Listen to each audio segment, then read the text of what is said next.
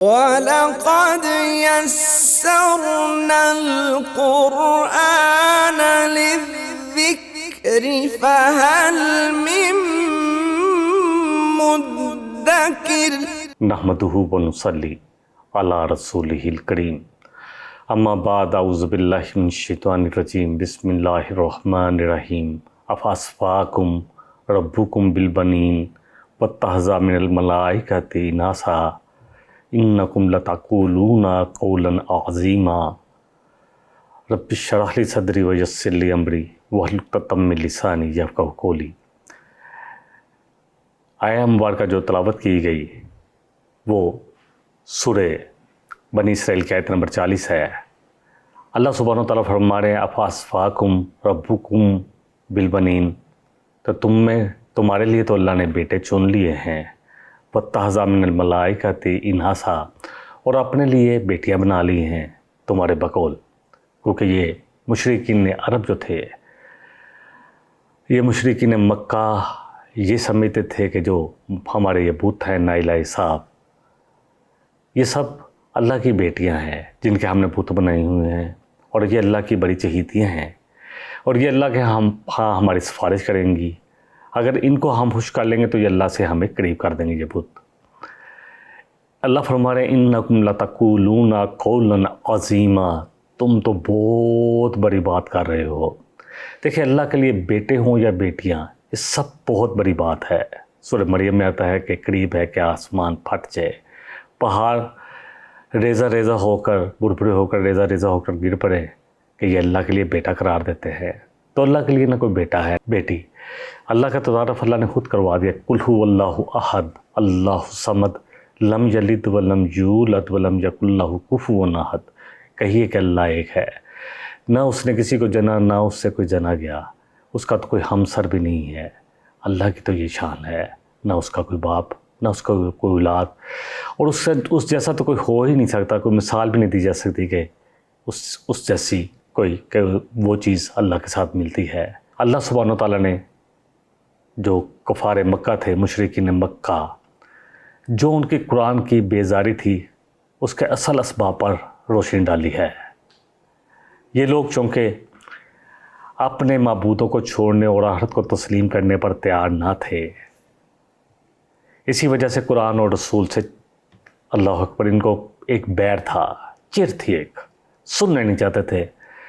جہاں اللہ اور اس کے رسول کی بات آئے، یعنی قرآن اور نبی صلی اللہ علیہ وسلم کی بات کرتے تھے دین کے متعلق، تو یہ ایسے بدکتے تھے جیسے گدھے بدکتے ہوں۔ ایسا لگتا تھا کہ ان کے چہرے جو ہے ان کے رنگ بدلنے شروع ہو گئے ہیں، اور بڑی بیزاری والی کیفیت ان کے چہروں پر ہوتی تھی۔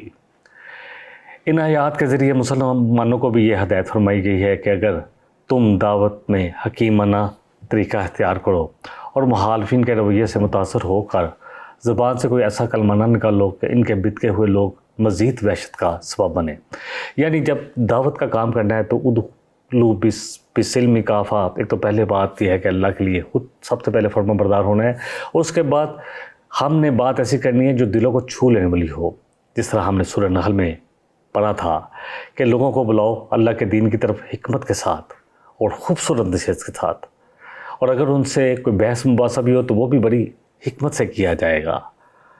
دین کا کام کرتے وقت ہمیں یہ سیکھنا پڑے گا کہ اپنے جذبات پر کنٹرول کرنا ہے۔ آپ نے کبھی دیکھا ہوگا جو لوگ مارکیٹنگ کرنے آتے ہیں، آپ ان کو جو مرضی بھی کہہ لیں، کوئی اگر انشورنس والا آئے گا تو جو مرضی بھی کہہ لے، وہ پھر بھی آپ کو اس کی تعریفیں بتاتا جائے گا، جھوٹی سچی جو بھی ہے۔ تو جب قرآن پیش کر رہے ہیں تو ہمیں اس سے بھی زیادہ اپنے آپ کو پولائٹ رکھنا ہے، اس سے بھی زیادہ تیاری کے ساتھ جانا ہے۔ آگے سے ہمیں باتیں سننی پڑیں گی، لیکن ان باتوں سے چر کر جھگڑا نہیں کرنا، بلکہ حکمت کے ساتھ بڑے خوبصورت طریقے کے ساتھ ان کو قائل کرنے کی کوشش کرنی ہے، جتنی ہم کر سکتے ہیں۔ بہرحال پچھلی آیت میں ہم نے شرک کی تردید اور اس کی سزا کی بات کی تھی، اگر آپ کو یاد ہو، جہاں اللہ سبحانہ وتعالیٰ نے فرمایا تھا وَلَا تَجْعَلْ مَعَ اللَّهِ إِلَٰهًا آخَرَ، کہ اللہ کے سوا کسی اور کو الہ نہ کہو، اللہ کے ساتھ کسی کو الہ بنا کے نہ جوڑو، فَتُلْقَىٰ فِي جَهَنَّمَ مَلُومًا مَدْحُورًا، اور نہ ڈال دیا جائے گا جہنم میں اللہ اکبر ذلیل کر کے مذمت کیا ہوا، اگلی آیت میں اللہ فرما رہے ہیں، اب جو ہم نے آیت ابھی آج شروع کی اس میں اللہ فرما رہے ہیں افاصفاکم ربکم بالبنین، تو کیا تمہارے خیال میں اللہ نے اپنے لیے تمہارے لیے تو بیٹے پسند کیے ہیں، تمہیں بیٹے دیے ہیں، اور واتخذ من الملائکۃ اناثا، اور اپنے لیے فرشتوں کو بیٹیاں بنایا ہے۔ اللہ اکبر۔ جیسے میں نے پہلے بھی بات کی کہ یہ مشرکین مکہ یہ سمجھتے تھے کہ یہ فرشتے جو ہیں یہ اللہ کی لاڈلی بیٹیاں ہیں، اور یہ اس وہم کے ساتھ ان کی پرستش کرتے تھے، ان کے بت بنا کے کہ یہ اپنے باپ سے ان کی سفارش کریں گی، کیونکہ وہ سمجھتے تھے یہ اللہ کی بیٹیاں ہیں تو یہ اللہ سے ہماری سفارش کریں گی۔ اللہ تعالیٰ نے یہاں ان کے اس دوہری جو ان کی حماقت ہے، ان کی دوہری جو ذہنیت ہے اس کو بیان کیا ہے۔ اول تو یہ اللہ کے ساتھ شریک ٹھہرانا ہی بہت بڑا گناہ ہے، ان الشرک لظلم عظیم، اور صحیح بخاری کی حدیث ہے۔ نبی رحمت صلی اللہ علیہ وسلم نے فرمایا، حدیث قدسی ہے کہ اللہ سبحانہ و تعالیٰ فرماتا ہے کہ کیا ہے ابن آدم کو میری تکذیب بھی کرتا ہے اور مجھے گالی بھی دیتا ہے۔ صحابہ پریشان ہو گئے، اللہ کے رسول صلی اللہ علیہ وسلم اللہ کو گالی؟ فرمایا جب انسان کہتا ہے کہ اللہ مجھے دوبارہ کیسے پیدا کرے گا تو ایسا ہی ہے جیسے اللہ کو جھٹلا رہا ہے، اور جب اللہ کے ساتھ کسی کو بیٹا یا بیٹی بناتا ہے، شریک کرتا ہے، تو ایسے ہی ہے جیسے اللہ کو گالی دی جائے۔ کتنا بڑا گناہ جرم ہے، ہم سب کو سمجھنا ہے۔ اول تو سب سے بڑی جو بات ہے کہ انسان کو پتہ ہے اپنے لیے تو وہ اللہ اکبر بیٹیاں پسند نہیں کرتے۔ ہم نے سورہ نحل میں پڑھا تھا کہ یہ مشرکین مکہ کا حال یہ تھا کہ ان کو جیسے ہی بیٹی کی کوئی بشارت دی جاتی تھی کہ بیٹی ہوئی ہے مبارک ہو تو ان کے چہرے سیاہ پڑ جاتے، سوچتے تھے کہ اب کیا کروں اس ذلت کو لے کر، اس کے ساتھ ہی اس کو بڑا کروں یا اس کو کہیں دفن کر دوں۔ اللہ اکبر۔ اللہ سبحانہ وتعالیٰ یہاں فرما رہے ہیں انکم لتقولون قولا عظیما، جو تم اللہ کے لیے اولاد بنا رہے ہو تو یہ بہت بڑی بات کہہ رہے ہو، یعنی یہ جو تم اللہ اکبر سنگین بات کہہ رہے ہو اپنے رب کے لیے۔ اللہ اکبر، جو چیز تم منتخب کر رہے ہو کہ فرشتوں کو بیٹیاں قرار دے رہے ہو، جس کو اپنے لیے گوارا نہیں کرتے اس کو گوارا کرنے پر آمادہ نہیں ہو، تو بہت بڑی بات کہہ رہے ہو۔ اللہ سبحانہ وتعالیٰ اگلی آیت میں فرما رہے ہیں وَلَقَدْ صَرَّفْنَا فِي هَذَا الْقُرْآنِ، اللہ فرما رہے ہیں ہم پھیر پھیر کر لاتے ہیں اس قرآن میں بہت ساری مثالیں، کس لیے؟ لِيَذَّكَّرُوا وَمَا يُزِيدُهُمْ إِلَّا نُفُورًا، تاکہ وہ نصیحت حاصل کر لیں۔ لیکن جتنا بھی قرآن آ رہا تھا ان لوگوں کا حال یہ تھا کہ یہ اور اس سے بدک رہے تھے اور دور ہو رہے تھے، کیونکہ ان کے عقائد پر ضرب لگ رہی تھی۔ آج ہم میں بھی بہت زیادہ، کیونکہ ایک وقت کے گزرتے گزرتے ایسے شرکیہ عقائد پیدا ہو گئے کہ ہمیں خالص تو ہی سنتے ہوئے ہمارے دل تنگ پڑنے شروع ہو جاتے ہیں۔ اللہ اکبر۔ صرفنا کا معنی ہے لغت میں کسی چیز کو ایک طرف سے دوسری طرف پھیر دینا۔ تو اللہ فرما رہے ہیں کہ ہم قرآن کو ایک سے دوسری آیت ایک طریقے سے دوسرے طریقے سے لا رہے ہیں ان کے سامنے، کس لیے؟ لیذکروا، تاکہ یہ اللہ اکبر نصیحت پائیں۔ وما یزیدہم الا نفورا، لیکن ان کا تو اور فرار بڑھ رہا ہے، قرآن سے ان کا فرار، قرآن سے ان کی نفرت اور بڑھ رہی ہے کہ ہمیں نہیں سننی یہ کتاب۔ اللہ اکبر۔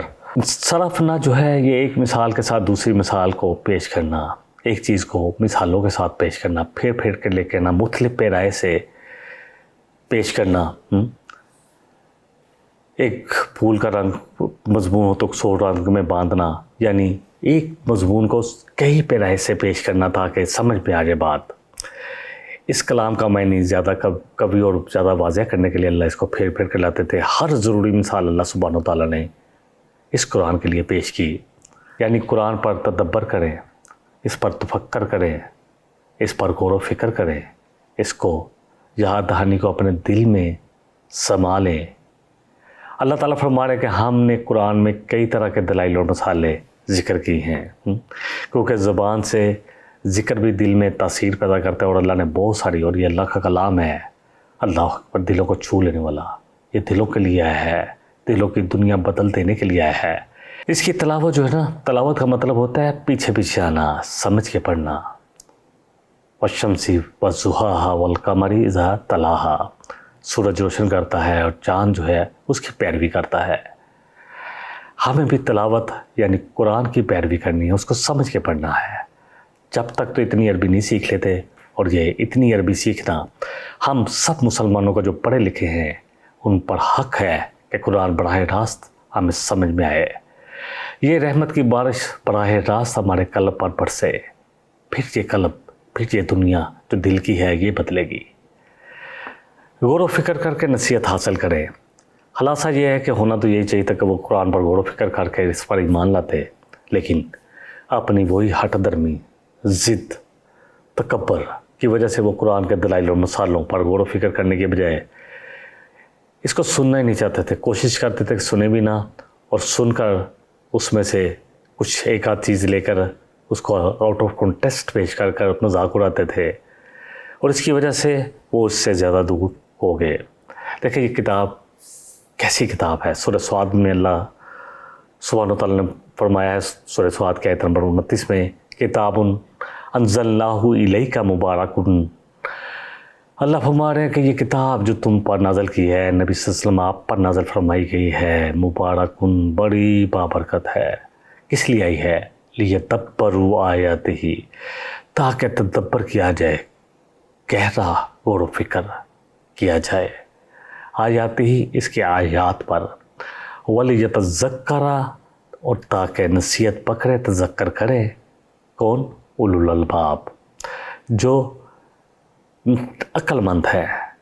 उलुल अलबाब, लुब्बे लुबाब निकालने वाले, चीज़ों की तह तक पहुँचकर उस पर गौर करके नतीजा निकाल कर समझने वाले। अल्लाह ताला अल्लाहुम्मा जअलना मिनहुम, अल्लाह हमें ऐसे लोगों में शामिल करे कि हम भी कुरान पर ऐसे ही गौर करें। पूरे फुरकान में अल्लाह सुब्हानहू तआला फरमा रहे हैं, वलक़द सर्रफ़ना बैनहुम लियज़क्करू, कि हमने इस कुरान को उनके दरमियान खोल खोल कर फेर फेर कर लाते हैं। किस लिए? लियज़क्करू, ताकि वो अल्लाह अकबर नसीहत हासिल करे, तज़क्कर हासिल करे। फ़अबा अक्सरुन्नासी इल्ला कुफूरा, तो अक्सरियत ने जो है वो सिर्फ़ अपनी पहले से बनाए हुए ज़हनीत की वजह से इसका इनकार कर दिया, इससे दूर हट गए। अगली आयत नंबर 42 है। ए नबी सल्लल्लाहु अलैहि वसल्लम फरमाइए इनसे, कहिए कि अगर जिस तरह तुम कहते हो अल्लाह के साथ कोई और इलाह होता, तुम समझते हो कि ये देवी देवता जो तुमने बुत बनाए हुए हैं, ये अल्लाह के साथ, ये भी अल्लाह की निज़ाम में, अल्लाह की हुकूमत में इनका भी कुछ ना कुछ हिस्सा है, या ये अल्लाह के सिफारशी हैं, अल्लाह इनकी सिफारिश को टालता नहीं है। जैसी भी वो बातें जैसे जैसे वो रखते थे, आप सल्लल्लाहु अलैहि वसल्लम भी अपनी हर ज़रूरत के लिए अल्लाह ही की तरफ अपना रजू करते थे और अल्लाह ही से मांगते थे, तो हमें भी अल्लाह ही की तरफ रजू करना है।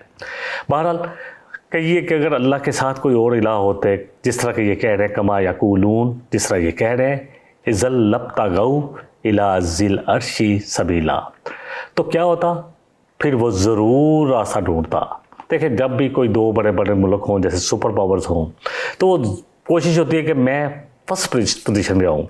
जिस तरह अमेरिका जो है अब सुपर पावर बना हुआ है, तो वो चाहता है कि मैं पहली पोजीशन पर हूँ। अब जैसे जैसे चाइना ने तरक्की की, या रशिया और चाइना का एक ब्लॉक बन रहा है, अब ये चाहते हैं कि अब हम सुपर पावर बने, अब दुनिया में जो आर्डर चले वो हमारा चले। तो अल्लाह इसी मिसाल को मैंने इसलिए थोड़ा सा वाज़ेह करके बयान किया है ताकि इस बात समझ में आ जाए कि अगर और इलाह होता अल्लाह के अलावा, तो कहता कि मैं क्यों ना कब्ज़ा करूं जाकर, ऊपर अल्लाह ने कब्ज़ा किया है तो मैं भी इलाह हूँ, तो मैं क्यों ना कब्ज़ा करूं। और ये बड़ी वो स्टोरी है जो हमने छोटे होते, मुझे याद है कि किताब में पढ़ी थी कि अगर दो इलाह होते, दो अल्लाह होते, या दो खुदा होते, तो एक कहता आज मैंने बारिश बरसानी है, दूसरा कहता नहीं आज मेरा मूड नहीं, आज बारिश नहीं बरसेगी, आज धूप निकलेगी। एक कहता कि मैंने उसको नवाजना है, दूसरा कहता नहीं उसको नहीं नवाजा जाएगा और किसी को नवाजा जाएगा। लेकिन हम देखते हैं कि ये पूरा निज़ाम इतना मजबूत है, सूरज नहीं निकलना, आज एक कहता, दूसरा कहता कि मैंने सूरज निकालना है, कि सूरज पर हमने उसके तलू और गुरूब पर हमने अपने कैलेंडर सेट कर लिए, एक सेकंड का भी फ़र्क नहीं आया हज़ारों सालों में। ये चीज़ हमें वाज़ेह करती है कि अल्लाह एक ही है, ये पूरा मरबूत निज़ाम एक ही हस्ती ने संभाला हुआ है, वही चला रहा है और वही इलाह है, अल्लाह अकबर, उसके अलावा कोई इलाह नहीं। बहरहाल ये जो है, इसके अलावा थोड़ा सा और भी इसको समझ लेते हैं कि अगर मुतअद्दिद इलाह होते, बहुत सारे इलाह होते, तो एक दूसरे पर गलबे की तो कोशिश करते, कब्ज़े करने की कोशिश करते। तो वो कहते कि आसमान पर मैं जाके कब्ज़ा करूँ, मेरा आर्डर चलेगा, बहुत देर अल्लाह का आर्डर चल गया, اللہ اکبر، لیکن ایسا نہیں ہے. یہ دنیا کے حکمرانوں کے لیے تو ہے. اللہ ایک ہے، اس کے کوئی شریک نہیں، نہ اس نے کسی کو جنا نہ اس سے کچھ جنا گیا، اور اس کی تو مثال بھی پیش نہیں کی جا سکتی. سورہ شورى میں آتا ہے، تو اس کے لیے تو کچھ کسی چیز کی مثال بھی نہیں، اس کے ساتھ شبیہ بھی پیش نہیں کی جا سکتی کہ اس طرح کا ہو سکتا ہے، یہ بھی پیش نہیں کیا جا سکتا، اس کی مثال بھی پیش نہیں کی جا سکتی. بہرحال اس کائنات کا فطری اور طبعی نظام کبھی بھی اگر الہ زیادہ ہوتا تو کبھی بھی ایک طرف پر نہ چلتا ہوتا. سورج کبھی مشرق سے طلوع ہوتا اور کبھی مشرق مغرب سے، اور کبھی شمال سے اور کبھی جنوب سے. آم کے پیڑ پر کبھی بیر لگ جاتے، کبھی جامن لگ جاتے، یا کچھ اور لگ جاتا ہے. ایسا نہیں ہے. نظام ایک پورا واضح نظام ہے جو میں اس چیز کی طرف توجہ دلاتا ہے کہ اس کو چلانے والا ایک ہی الہ ہے، ایک ہی اللہ ہے. وہی ہے جو سب پورے اس نظام ہستی کو چلا رہا ہے. وہی تو الہ ہے، وہی اللہ ہے. اللہ کے سوا اگر دوسرے الہ ہوتے تو پھر ایک دوسرے پر چڑھائی کرتے، ایک دوسرے سے حکومت لینے کی کوشش کرتے، مگر ایسا کچھ نہیں ہے. مشرکین مکہ بھی اللہ کو مانتے تھے لیکن ساتھ اس کے شریک بناتے تھے، اور جو ان شریکوں کے ساتھ ان کا تعلق تھا وہ سمجھتے تھے کہ جیسے میں نے پہلے کہا کہ یہ ہمیں اللہ سے قریب کرتے ہیں. اگر اللہ کا قرب چاہیے تو ان کی ڈنڈوت کرو، ان کو خوش کرو، یہ تمہیں اللہ سے قریب کر دیں گے. اور اس بات کو اللہ سبحانہ وتعالیٰ نے، جیسے میں نے پہلے بھی کچھ مثالیں بیان کی کہ جیسے ہم جا کے قبر پر، حالانکہ حق تو یہ ہے کہ ان کے لیے فاتحہ کریں، ان کے لیے دعائیں مغفرت کریں، اور ان کے کہ اللہ انہوں نے بہت اگر عظیم کام کرنے تو ان کو ان کے حساب سے ان کو اجر بھی عطا فرما، لیکن ہم جا کر ان سے مانگنا شروع کر دیتے ہیں. مشرکین مکہ سے یہ پرانی روایتیں چلی آ رہی ہے. وَالَّذِينَ اتَّخَذُوا مِن دُونِهِ أَوْلِيَاءَ، اللہ فرمانے ہیں وہ لوگ جو اللہ کے علاوہ کچھ اور کارساز بناتے ہیں، ولی بناتے ہیں، کہتے کیا ہیں؟ مَا نَعْبُدُوهُمْ إِلَّا لِيُقَرِّبُونَا إِلَى اللَّهِ زُلْفَىٰ، کہتے ہیں ہم ان کی بندگی نہیں کرتے، عبادت تو نہیں کرتے، اس لیے کہ یہ ہمیں اللہ سے قریب کرتے ہیں، اللہ کا قرب ان کے ذریعے ہم حاصل کریں گے. إِلَى اللَّهِ زُلْفَىٰ، بہت زیادہ قریب کرتے ہیں. اللہ اکبر، سبحانہ و تعالیٰ اما یقولون. اللہ اگلی آیت میں فرما رہے ہیں کہ پاک ہے، بہت بلند ہے اللہ. جو یہ کہہ رہے ہیں اللہ کے لیے، جو یہ مثالیں بیان کر رہے ہیں اس سے بہت بلند ہے. علوًا کبیرہ، بہت اعلیٰ، بہت بلند مرتبے والا، بہت بڑا. اللہ اکبر. دیکھیں اگر اللہ سبحانہ وتعالیٰ اسی طرح فرما رہے ہیں، سورہ الانبیاء کی آیت نمبر 22 ہے کہ اگر اللہ کے علاوہ قرآن میں بھی اللہ سبحانہ وتعالیٰ نے ان کے سمجھانے کے لیے بہت ساری مثالیں اللہ پھیر پھیر کر لایا ہے کہ اگر ہوتے بہت سارے الہ، فسبحان اللہ رب العرش عما یصفون، کہ بڑا پس پاک ہے وہ اللہ جو پالنہار ہے، رب ہے عرش عظیم کا. اگلی آیت نمبر 44 میں اللہ سبحانہ وتعالیٰ فرما رہے ہیں تسبح لہ السماوات السبع والارض، اسی کے لیے تسبیح کر رہی ہے. تسبیح کیا ہے؟ اللہ کی پاکی بیان کرنا ہے، اسی کے کام، اسی کے حکم کے مطابق اپنے اپنے کام پہ لگی ہوئی ہے. جو کچھ بھی آسمانوں میں ہے اور جو کچھ اللہ اکبر زمینوں میں ہے، ساتوں آسمان میں جو کچھ ہے وہ بھی اسی کی تسبیح میں لگے ہوئے ہیں.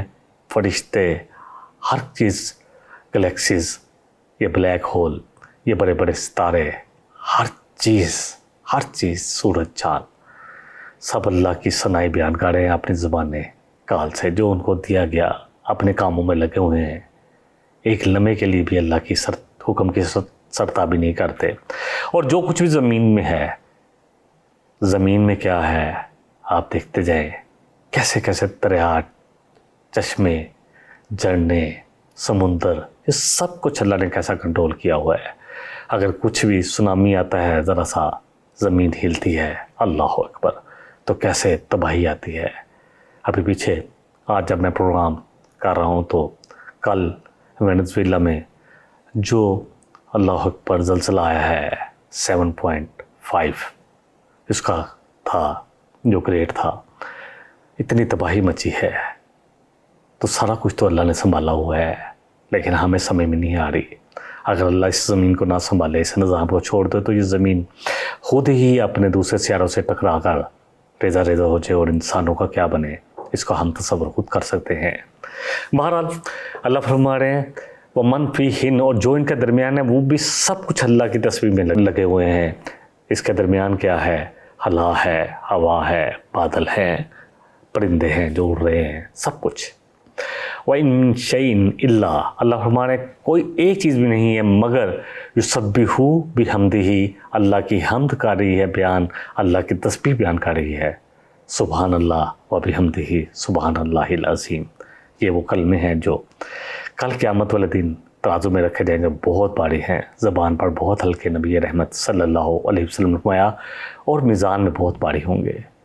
دونوں ہی لفظ یہاں آ گئے، یسبحو بحمدہ، اللہ کی حمد کر رہے ہیں، اللہ کی پاکی بیان کر رہے ہیں اس کی تعریف کے ساتھ۔ وَلَكِن لَا تَفْقَهُونَ تَسْبِيحَهُمْ، اور اللہ فرما رہے ہیں لیکن تمہیں انسانوں ان کی تسبیحات کے بارے میں علم نہیں ہے، تم ان کے تسبیحات کے بارے میں جو وہ پاکی بیان کر رہے ہیں، کس طرح وہ تسبیح کر رہے ہیں، تمہیں سمجھ نہیں آئے گی، کیونکہ تم تو سمجھتے ہو کہ جو زبان کال سے ہم نے پڑھا تھا، اور انشاءاللہ پڑھیں گے قرآن میں، کہ داؤد علیہ السلام جب زبور پڑھتے تھے تو باقاعدہ پہاڑ بھی ان کے ساتھ تسبیح کرتے تھے، پرندے اپنے پر کھول کر جامد ہو جاتے تھے ان کے ساتھ، جو زبور پڑھتے تھے اس کے ترنے وہ بھی لاپتے تھے۔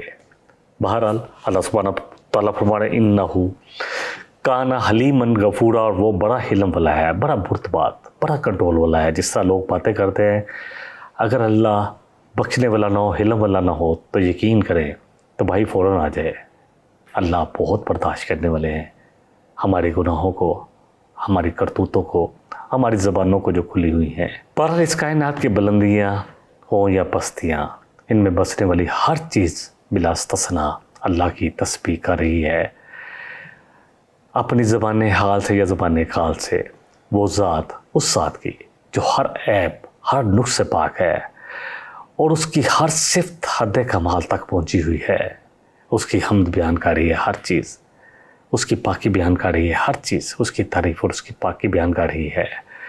اللہ فرما رہے لیکن تم ان کی تسبیح اور تمہید کو سمجھنے سے قاصر ہو، ہر ذی عقل جاندار تو زبان قال سے اس کی حمد و ثنا بیان کر ہی رہا ہے، جبکہ بے زبان چیزیں اپنے زبان حال سے اللہ کی، اپنے خالق کی حکمت اور قدرت کی ثنائی بیان کر رہی ہیں، اس کی طرف ہماری رہنمائی بھی دلا رہی ہیں، توجہ بھی دلا رہی ہیں۔ آپ نے فرمایا کہ میں اس پتھر کو بھی جانتا ہوں جو بیعت سے پہلے مجھے سلام کیا کرتا تھا، یہ صحیح مسلم کی حدیث ہے۔